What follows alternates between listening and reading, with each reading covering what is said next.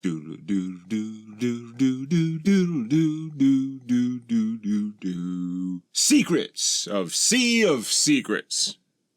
Greetings, I'm Demonac, and this is the SOS version of TDDC's Extras videos. If you're new to the channel, welcome! These side videos will accompany each episode of Sea of Secrets with more information about the world, the production, and where I answer questions from my patrons, who get these about a week early. You'll also probably hear the initials TDDC a lot in Secrets videos and in the comments. That's my original YouTube series, Tales from My D&D Campaign, aka Tales from Demonac's Deathfin Campaign, if Watsy is asking. So if you're itching for more of this kind of storytelling, there are 66 episodes waiting for you, about 24 hours of watch time, though they don't look as nice, especially towards the beginning. For SOS Episode 1, let's start with some of the top questions rapid fire. What RPG system are you playing? D&D 3.5. Originally I planned to avoid this question by making it clear in the first episode, in the video, on the title card, etc. But planning and scripting of the episode happened right in the midst of the 2022-2023 WotC OGL crisis. So, for protection against future stupidity, I chose to remove all mentions of Dungeons & Dragons and Wizards product identity terms from the videos themselves, since there's really no way to edit that on YouTube. The game takes place in my custom setting, which I call Deathfin. That's a setting name, akin to Dark Sun, not a world name like Dark Sun's world of Athos.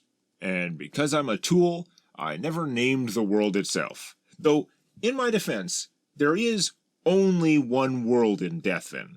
A world with 3 geographically similar versions, the Shadowfell, the Feywild, and the comparatively normal plane referred to as the Fadelands. And with effectively no other planar travel, their world is just the world. There's no other world to confuse it with. Just the darker version and the weirder version of that world.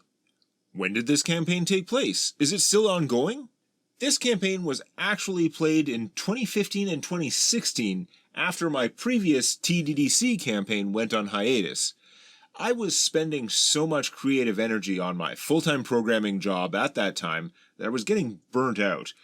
But I blamed it on the difficulty of planning for high-level D&D, and my solution was to restart a new campaign. Same world, same players, but with new low-level characters. That's why, unsurprisingly, this one also went on hiatus in 2016, but, oh man, so much crazy stuff happened in this campaign. Who were the characters and the players?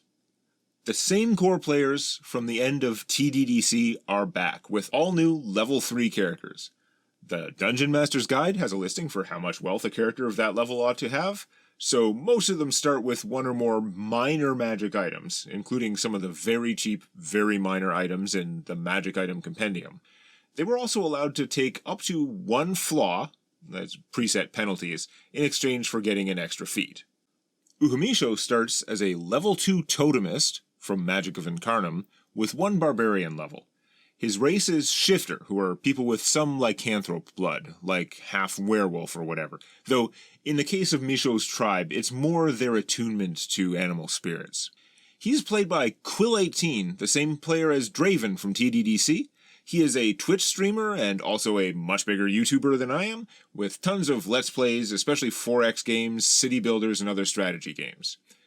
If you're unfamiliar with Incarnum, it's an alternate magic system from a fairly self-contained third-party book. Totemists and other classes from that book shape self-buffs called soul melds at the start of the day, which correspond to the same body slots as magic items in 3rd ed D&D, torso, head, feet, etc. Each soul meld can give them a variety of skill bonuses and special abilities, though they usually have to focus on 1 or 2 main ones each day. Fun fact, his name is a Kenyan word, which more or less means exile. Blue is a level 3 scion from the expanded Psionics handbook. His primary discipline is telepathy, which is why he can charm people, though he also learns a lot of attack powers. If you're unfamiliar with 3rd edition Psionics, instead of having spell slots of specific spell levels, Psionic characters have a daily allotment of power points. A level 1 power costs 1 point to cast. It's 3 points to cast a level 2 power, 5 for a level 3, etc. But many lower level powers can be augmented, upcast, by spending extra points. Each psionic power is often more flexible than a single wizard or cleric spell, for example, an element-based power letting you choose the damage type at the time of casting. But psions know fewer of them, and they are often less efficient because aspects like damage might not scale with caster level unless you augment them with additional points. Now, blue is a goblin of sorts, and some of you may know there's a traditional breed of psionic goblin referred to as blues. But that's not exactly what this character is. His origin's a little more mysterious. Also, he was actually supposed to be just under 3 feet tall, but somehow in the design process I ended up making him only 2 feet tall, which was partly an error, but also partly because making him and halflings that small is kind of cute, and I like the degree of size diversity it creates. He's played by Paul, the same player as Little One in TDDC, so while he doesn't have any social media worth linking to, if you watch my original series, you'll get to know his gaming style pretty well. Fun fact, Paul was trying to decide between gray and blue skin, so naturally I told him about the old mutant blue goblins. And he was like, "Blue it is!" Also, blue is supposed to carry a club just to look less obviously defenseless. Look armed so you aren't forced to defend yourself so often. But I couldn't be bothered since I don't think it ever came up. Adria is a level 3 Beguiler from Player's Handbook 2. That's an intelligence-based, spontaneous caster. Her spell list is small, but all those spells are available to her at all times, plus every few levels she can learn an illusion or enchantment spell of her choice from other spell lists. Her race is called Eladrin in my world, which is probably very confusing to some people because they have nothing to do with various other D&D races called Eladrin, like those Four Seasons people. Rather, in my world, Eladrin is just the name used by the elfkin who live in the Feywild, a brighter, weirder, more magical plane whose geography is almost identical to the Fadelands, the world where we started. In more traditional D&D terms, my Eladrin are the High Elves, 5.5 foot tall, slim elves with a bonus to intelligence, as opposed to elves, in my world, who the rulebooks would call wood elves, statuesque 7 foot tall elves with a bonus to strength. Both versions in this world are ageless, clinically immortal. The Elven King and Queen, as well as the Queen and Prince of the Eladrin, have all ruled basically since mortals first appeared in the world. The collective term for all elfkin, the elves Eladrin and the much maligned drow of the Underdark, is the Eldar, or Eldar peoples. Adria was created by the same player as Angel from TDDC. I don't give his name because we kind of lost contact with him in the years since. I think he's gone off the grid. So I never got his explicit permission to identify him, and obviously no social media links. Though, if you watch Tales from My D&D campaign, disappearing is the most Angel thing that guy could have done, really. Fun fact, Adria is 200 years old. She also has shift-weave clothes similar to Jinx, but that won't come up nearly as much because her disguise self spell can make her clothes look however she wants, though that costs her a spell slot, unlike a changeling's shapeshifting. Pelor is a level 3 human fighter with an improved trip build, making him better at tripping and giving him a free attack whenever he successfully trips an enemy, which makes a big difference since regular trip attacks don't deal damage. Though theoretically the most basic of classes, he is working towards the prerequisites for the Dervish Prestige class, which will make him a very mobile, though lightly armored, attacker. Pelor is played by Briarstone, and is probably a lot closer to his normal style than his character Black in TDDC. If you watched the old 1990s Gargoyles cartoon, imagine Puck and his alter ego, who I won't name due to 30-year-old spoilers. Unfortunately, after the events of Sea of Secrets, there was a rather sudden and unrelated falling out between him and most of the group. So, as with Angel's player, Briarstone wouldn't be involved if and when I managed to bring either campaign back from hiatus. Fun fact, Pelor, the character, is named after Pelor, the standard 3rd edition god of healing and the sun. But that god is actually dead in my world. So, having the name Pelor is a bit like a person IRL walking around with the name Zeus, or Tiamat, though D&D borrowed the name of the Babylonian god Tiamat for another fictional deity who is, coincidentally, also dead in my setting. Jinx is a level 2 bard, level 1 spell thief. That's a variant rogue who can trade some of her sneak attack damage to borrow spells from her targets.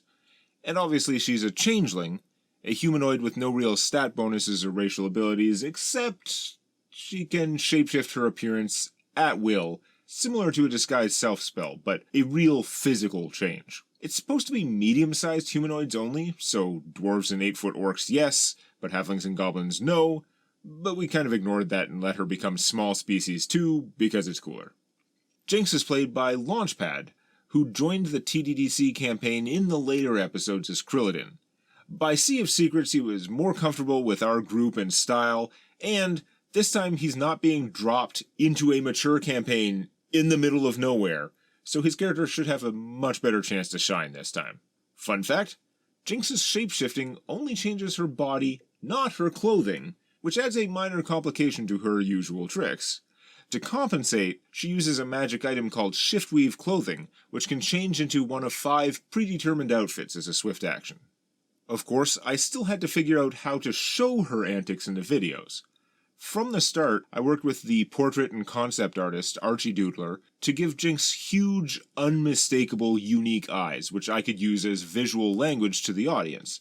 Obviously, whatever form she takes, Jinx has normal-looking eyes in-universe.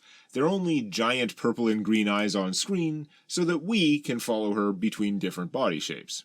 The problem is, theoretically, whenever Jinx copies somebody else, she would be choosing one of her 5 preset outfits. For example, if mimicking Jagad, she would probably pick her noble/wealthy male ensemble, which would probably be good enough to fool anybody who knew him, but hadn't seen him the same day to know what he was actually wearing. In fact, that first rooftop scene you can see this, as she keeps her loose poncho-style sweater when transforming into Boulder. But even in that scene, I already gave up. To do it properly, I should have drawn her with Boulder's massive fists, but without his gloves, and when she changed into Jagad, I should have done a whole new sprite with her shiftweave suit instead of his usual cream-colored one. That's a bunch of extra work. Plus, at that point in time, Jagad was a character you had only seen for about 30 seconds, so it was both easier and communicated more clearly to the audience to put Jinx's eyes on an otherwise unchanged version of the character she is copying. And that's how I plan to do it going forward. If Jinx is making up a character, like her halfling beggar routine, I'll draw her in her own clothes. But anytime she is copying a specific person that she has seen, like the woman from the portrait in this episode, I'm going to just show Jinx's purple eyes on that character's regular model. When does Sea of Secrets take place, relative to the events of the original Tales from My D&D campaign? For fans of the first series, which takes place in the same world, SOS Episode 1 happens around the time the TDDC party are bumbling around the Uruk Desert, far north, and months after that party swung through Bankton. That mech has glowing yellow eyes! Is Mallet actually Beta from TDDC? No. Here's the thing.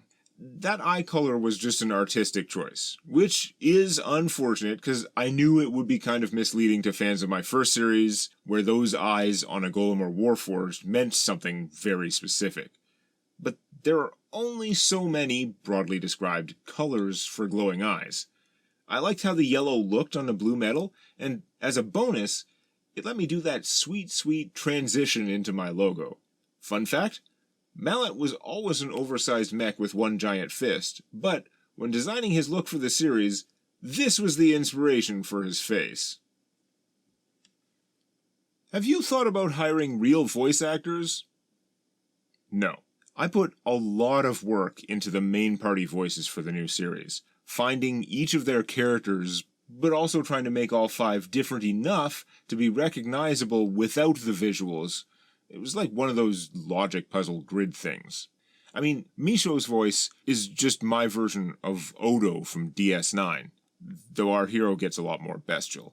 But the key to that voice is incorporating a low growl, and yet I needed Blue to sound different enough despite my aim being an angrier, growlier version of Little One, since L's voice is so good at capturing the energy of that player, though that is very different from actually sounding like his real voice. Then, I needed not one but two voices which were passably feminine and different enough from each other, and I wanted Adria and recurring NPC Jagad to have appropriate accents, but they are not accents I have a lot of in-person exposure to, and because of the history of racist impressions of people from certain parts of the world, I had to make these accents fairly subtle-ish and realistic-ish to keep them respectful, as opposed to the gleefully terrible pseudo-German and Russian accents I've given to the Wood Elves and the Drow. And there's also Pelor. Main issue there is differentiating his overconfident, bombastic voice from that of Daggerface, in case I manage to get DF's miniseries going again. Now, I don't usually do these extra videos entirely in Q&A format, except a bit at the end where I answer questions from my Patreon patrons. So I'm just going to run through what else was left out of the episode, either for time, narrative flow, or for other reasons. First off, the Beggar scene, where Jinx and Pelor interact with "the end is nigh" guy. If you haven't seen it, I animated that bonus scene as a separate video, so click the link somewhere around here. If it hadn't interrupted the flow of the story too much for my fast-moving first episode, I would have given that guy achievement Bill Nye the Magic Guy. Loot! It's D&D, so there was, in fact, loot. One of the elite thugs had a +1 short sword, which Jinx ended up with. The mithril mech had a masterwork rapier. The priest, the old man, had a scroll of cure moderate wounds, a silver holy symbol, and his white long coat was a minor magic item. It wasn't all that powerful, but at the same time, it was definitely useful to anybody who didn't have a cloak slot item already. For example, Uhamisho's tiger pelt is a +1 cloak of resistance. Twice per day, as an immediate action, the jacket would give +2 to your next saving throw. They were thinking of giving it to Pelor, but he was like, "Wait, it's a long coat?" And we're like, "Yeah, it's magic, so it'll resize for you, but if you want, you can find somebody to dye it." But he's like, "I have this whole puffy shirt, hammer pants, swashbuckling vibe. If I wear a long coat, suddenly I'm just trench coat guy."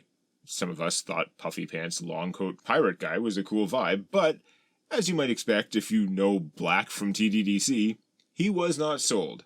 Then he remembered that he already had an El Cheapo magic cloak, the Piercer cloak from Magic Item Compendium, so Adria ended up taking the magic coat, which I jokingly nicknamed the Full Mental Jacket. The other main loot they found was a rocket fist. Yeah, Mallet's giant fist, rocket fist, it was supposed to have steam pouring out the back whenever he smashed through a wall, but I liked how the animation looked without it and decided that was one spot where I could definitely save myself some time and effort. Now, the specifically Mallet-based portion of that fight scene, that was not one of the parts that was edited, cut down, or fast-forwarded.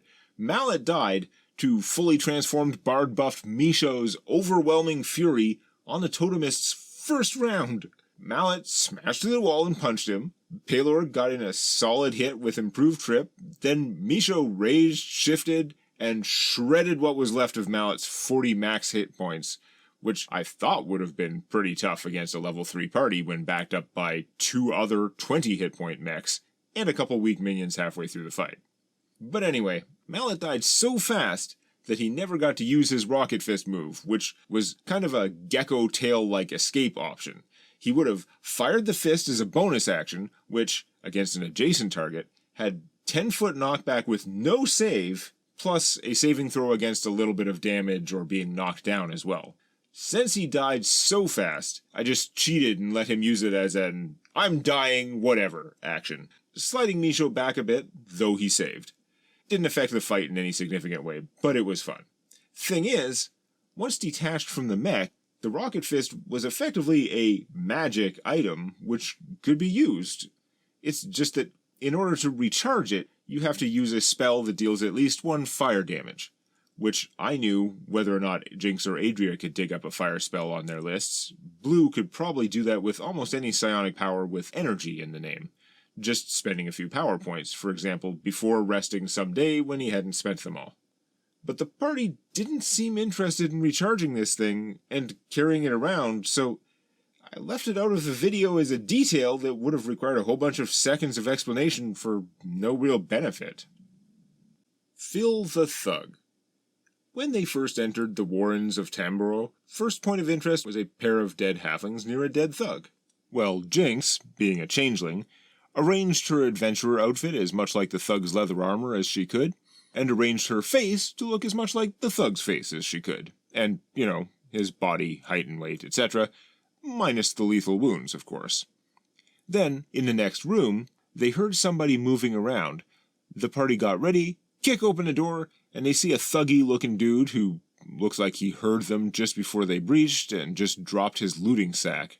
So Misho starts moving, and then has to stop himself mid-charge as Blue shouts, "Charm!" And this single thug room was already neutralized. Blue, and others prompting Blue, asked some questions, learning that there were a whole bunch of thugs who had been hired weeks or even months earlier, paid on retainer, and yet not given any jobs prior to today.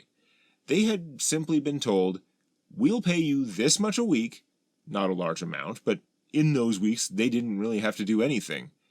In exchange, when the employers did call on them, there would be no notice and they had to come. When that word came, it was meet at X location, and when they met there, they got organized to invade and take over the Tamboro Warren. Once it was secured, with all inhabitants kicked out, all they had to do was guard it until they heard otherwise. So, of course, this guy started looting, because thug's gonna thug, am I right? But then, Jinx asked him, "Hey, what's my name?" in like a bad Brooklyn or something accent. It took a couple tries, but she tricked him into revealing that the name of the guy she was impersonating was Phil, which she figured would be helpful in later shenanigans. Then Jinx was like, "Okay, that's all I needed." So Uhamisho just slashed the guy down. Jinx had fun RPing as Phil the Thug, and that arguably helped them get the drop on one group, slightly, but what humor we got out of it was inconveniently spread throughout the dungeon. Like, to keep any of it, I would have had to keep all of it, including the setup scenes, and that would have cost too much time. Going back in. I obviously streamlined their exploration of the Warrens in numerous ways, but the biggest one was, they actually left the dungeon. After the mechs and the big fight in the old man/Jagad room, they found the back exit of the community. All these halfling warrens have a back door, if not two, an exit known to all members of the suburb, but hidden from the outside, so that if they're stuck defending the maze-like hamlet, they aren't just trapped to be smoked out or whatever. Following where the gnome had run off, the party did not encounter the other experimental subjects, but rather exited out the back stairs, which would have been hidden under a different tree than the front entrance, but whose entrance had been exposed by the one-eyed mastermind's escape. That's when they had the conversation with the female marshal about the horses and ponies. Their riders had given up on the chase, but had switched to investigating, looking for witnesses of where the gnome had run off to. And that's basically when we called it a night for the first session.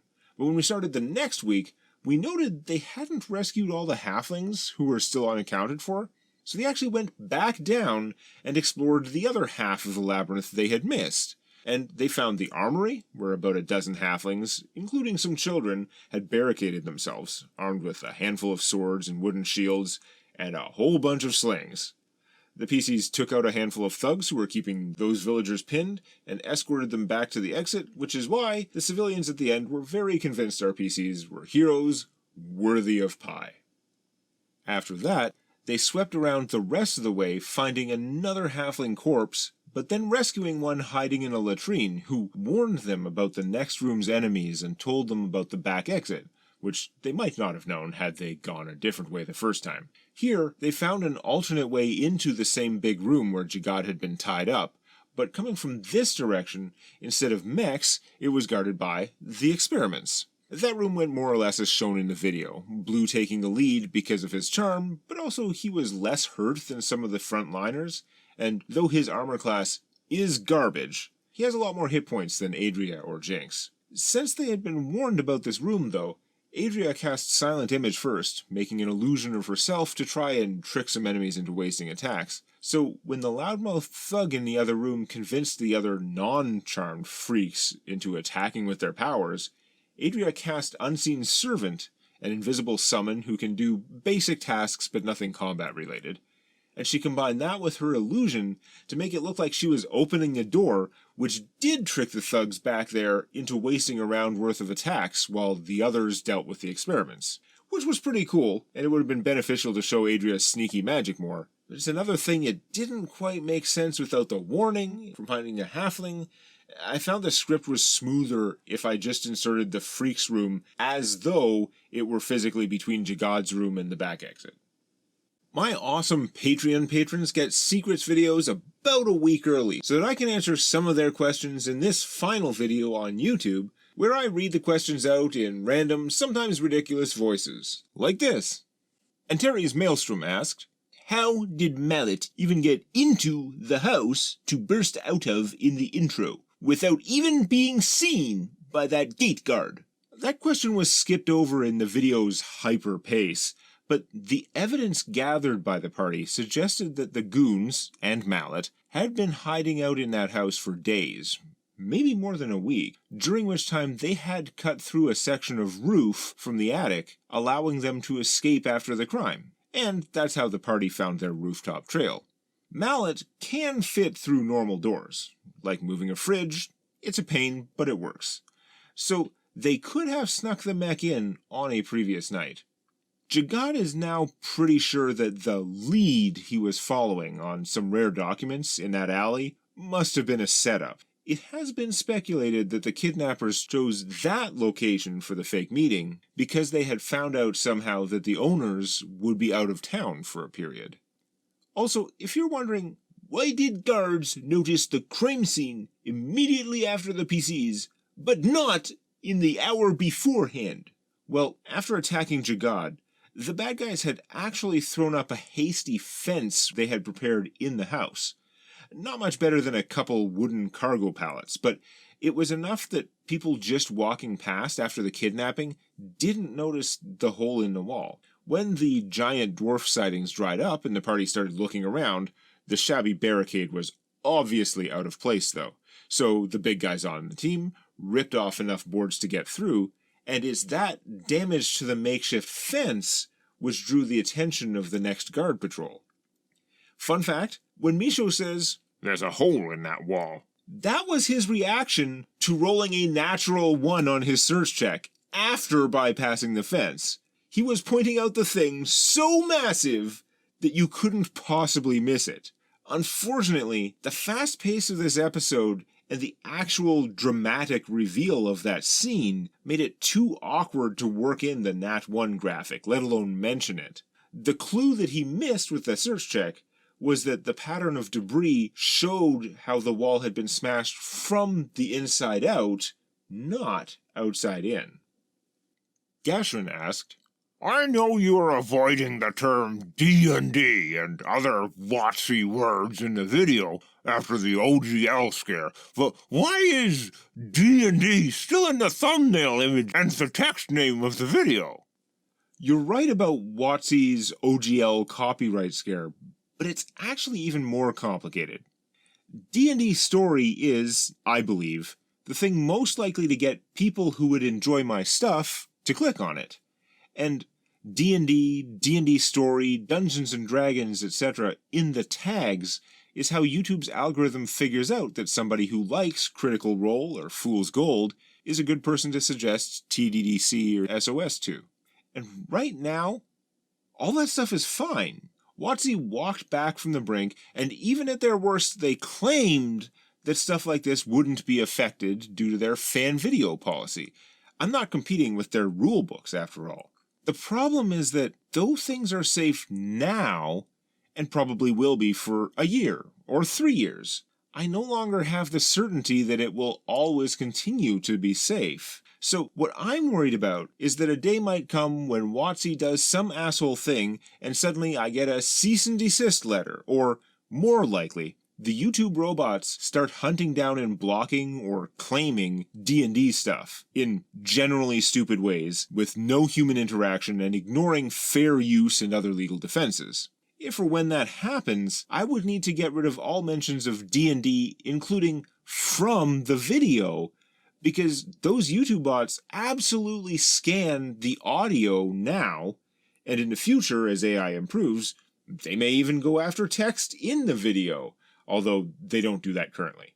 So when WotC Skynet comes down, I want to be able to strip out all traces of D&D words from Sea of Secrets, obviously impossible for TDDC. And I totally can, because I can change the thumbnail, the video image that people see to click on, and I can change all the text around the video. All that stuff is editable whenever I want, but what I can't edit in any realistic way is the video itself, including the audio, like saying, "Tales from my D&D campaign."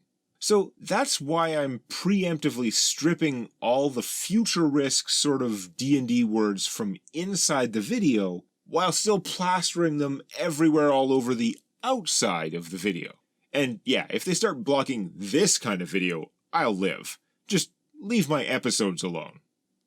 Gabe JD asked, "Did any of the PCs know each other prior to being hired on with Jagad?" As Jagad gathered the party together, they've had between a week and several months to get to know each other, depending on when they each signed on to the expedition. But no, these guys didn't have any connection before being hired. 3C273 asked, "If they are only level 3, how does Uhamisho have plus 24 to jump? Is it some crazy totemist thing or combo?" I don't have a full breakdown that I can find, but here's a quick attempt to reconstruct it. As a level 3 character, Misho has the skill maxed out at 6 ranks, plus 4 from 18 strength, plus 4 from movement speed. Barbarian 1 gives plus 10 speed, and you get plus 4 on running jumps for every 10 speed above the average. Plus 4 from his Land Shark Boots soul meld. That part is totemist. And because we're still using the old house rules I set out for the first campaign, acrobatics, jump, tumbling is all one skill. So I was probably letting them add the plus 2 synergy bonus for 5 ranks of tumble. In hindsight, I should have removed those synergy bonuses, but it's not a big deal. So that's plus 20 right there. If one of his other 2 soul melds, or some cheapo starting magic item, give him plus 5 jump, or another plus 10 speed, which equals plus 4 jump, we'd basically be there. He'd actually have another plus 2 from raging and plus 1 from shifting when you factor in those temporary strength bonuses, but he wouldn't have been counting those at the time he made that statement. Mr. Nobody 13 asked, "Oi, what's the deal with them experiments?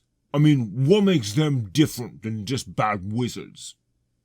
In 3.5 edition, basically every special ability is rigidly classified. For example, the rogue's evasion is an extraordinary ability, meaning that however amazing it is, there's no magic involved at all. It would absolutely work in an anti-magic field.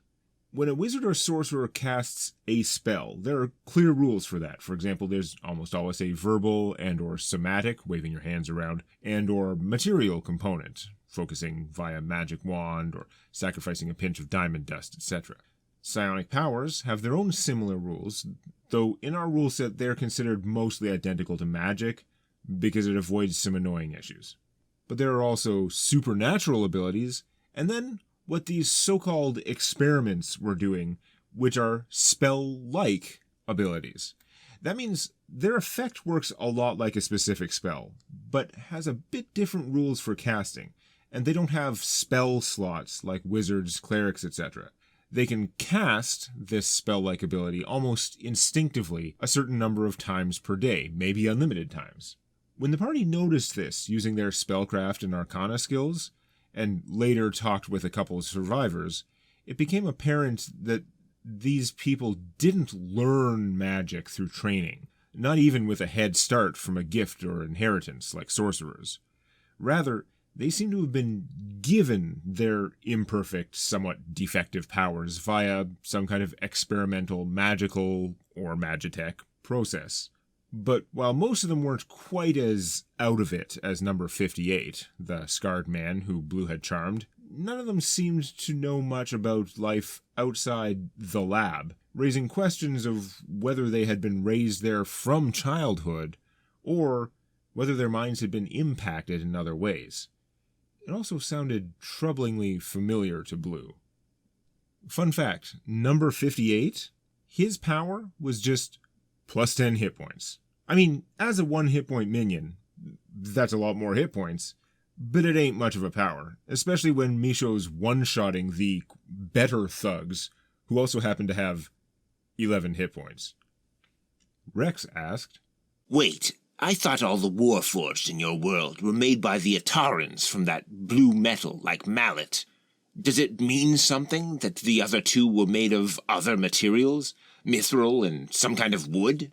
Warforged, called soul-forged mechs or mechanicals in WotC risk reduction land, were almost all made of Etronium, the strange blue metal produced by an ancient Itaran creation matrix. But in many of those mechs, it took the form of Etronium alloys. For example, Daggerface claims to be made of mithril, but his body is mostly a mithril-Etronium alloy, and it's the same for this mithril mech, or for almost any mech with an adamantine body. In game mechanics, those are Warforged-specific feats which must be taken at first level, and which define the armor type that is built into them.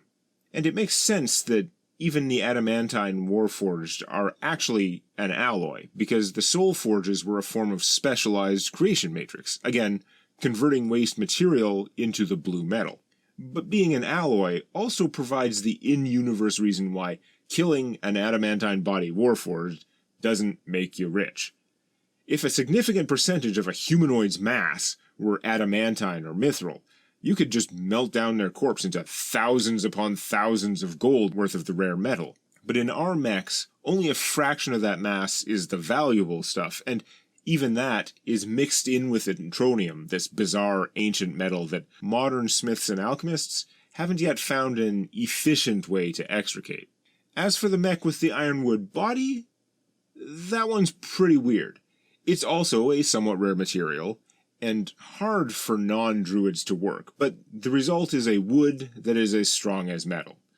Not your typical Itaran style by any means, but without any evidence to the contrary, it's still more plausible that Jaws here was some weird ancient Itaran experimental build, rather than a new Soulcraft mech, formerly known as Warforged, made without one of the ancient Soul Forges. Grim Reaper asked, How do psionic powers fit into the magical landscape of your setting? I treat psionics as another source of magic, which seems to require either some kind of heredity or interaction with something odd, like those Adar crystals around the Lauric countryside. The bigger thing I had to incorporate due to this new party was Uhamisho's Incarnum stuff. I think Incarnum, as described in that book, takes a little work to fit together with other forms of magic, from a world-building point of view. I don't remember how much of this is verbatim versus how I've adapted it in my head, but part of the Incarnum is like a layer of the universe which records and retains information, like thoughts and feelings, skills and instincts. Incarnum users are calling upon this energy, not on the souls of past heroes, or in a totemist's case, animal and monster spirits, but rather the impression their thoughts and deeds left on the universe. In a sense, the cleric spell Speak with Dead makes more sense as interacting with Incarnum than it does if you think in terms of afterlives, because the spell works on the corpse, not so much the soul, when the soul has gone off to wherever. The idea that you could connect with the knowledge of that creature, but even without the soul, the personality is still entangled enough with that information that it would resist giving answers the creature would not want answered had it been alive? That feels like Incarnum to me. Of course, Misho's interacting more with the predatory energy and instincts imprinted by generations of magical beasts. Here's a big mixed metaphor. Wizards and sorcerers, and many other casters, manipulate energy externally, finding words, motions, and patterns, methods to move that energy around. Psionic casters make themselves a local concentration of magic. They are the magic wand, so they manipulate it inside their own mind and body, even if the output is external. Tai users, martial artists, and Tome of Battle classes are almost a mix between psionic and arcane casters, using both external motions and internal manipulation of energy. You could think of a warblade or monk as a very fit wizard who casts using their whole body, especially concerned with flow and timing. Divine casters and warlocks are given access codes by their deity, so they manipulate energy almost like running a program on the cloud. Of course, they still have to do some of the processing locally and direct the output. A lot of the work for them tends to be behavioral, acting or living in a particular way all the time to remain worthy of that access. Fae, and most of those warlock patrons, are using little glitches and exploits to access the dark web or to hotwire local concentrations of magic, making and taking payments in karma, with everything recorded on the karma blockchain. Totemists are digging through the CDs, the Internet Archive, and old disconnected hard drives for forgotten code that still works, or to whip out ancient memes. Martin Svala asked, Bayin, the mysterious woman the group met at the start, can you tell us anything about her? Though I'm notoriously stingy with information that will come up later, or which might not, but I don't want to spoil it anyway because I dream of a later reveal, in this particular case, I think I can give you the quick version since she was almost more of a cameo from a future story than a character important to this one. Bayin was born conjoined with her twin sister, Dayin. Their mother died giving birth, and the girls, who were attached at the shoulder, whose vascular systems were intertwined, and whose developmental issues also left them without hands on the arms they did have, were not expected to survive, which is probably why their names basically just mean left and right. However, Director Veluma of the Psionic Academy used her powers and her astoundingly fine control to successfully separate the two infants and took them in as wards of the Academy. Bayin had considerable natural gifts, and has risen to become one of the Academy's top problem solvers in the Bankton area, using her telekinetic powers to get around most of the issues caused by her physical disabilities. Unfortunately, her sister Dayin did not get any of that psionic talent, so though the Academy still raised and educated her, she's struggled both physically, as a person with no hands, and in finding purpose in the shadow of her powerful sister, and generally surrounded by people who have both hands and psionics. Dayin is actually surprisingly physically capable. It's D&D, so she's a freaking monk, despite being like a 98-pound woman, minus the weight of 1.5 arms. But she has to feed and dress herself every day without fingers, while her sister's clothes just float around her and tie themselves up like she's some kind of Disney princess whose woodland friends and birds happen to be invisible. I like that Bayin surprised them with good humor despite their crass no-hands puns. But it's a little sadder when you realize it's because she has grown up with that shit endlessly her whole life, to the point that she doesn't consciously realize how gross it is. Unless you're talking about her sister's disability. That would make her mad. 9 asked, is the plan to keep episodes this fastly paced? Very no. After the first episode, which aims to get people hooked, we're going back to regular TDDC pace, whatever that is. And for all I know, it might be perceived as even a little slower as we have more in-character discussions and RP, taking some time to get to know the characters. Anyway, If you found my channel through Sea of Secrets, there's a ton more stories here. In my previous campaign series, Tales from my D&D campaign, my animated Legends videos, and the emotional, audio-only Saga of Balvan. For shorter funny videos, there's my Mini Tales playlist, plus select bits of live table audio in precious moments. Sea of Secrets Episode 2 is coming, funded, as always, by my patrons at patreon.com/Demonac. They're the ones who allowed me to make this my full-time job a few years ago. Do patrons get a ton of amazing benefits? Not really. You can download MP3s of most of the music of TDDC and SOS. You get episodes of an audio-only D&D 5e podcast called Hammer and Smoke as each episode is completed, while I very slowly try to build the whole season to release publicly. For $4+ a month, Lore Master patrons get more maps and extra short fiction that I write from time to time.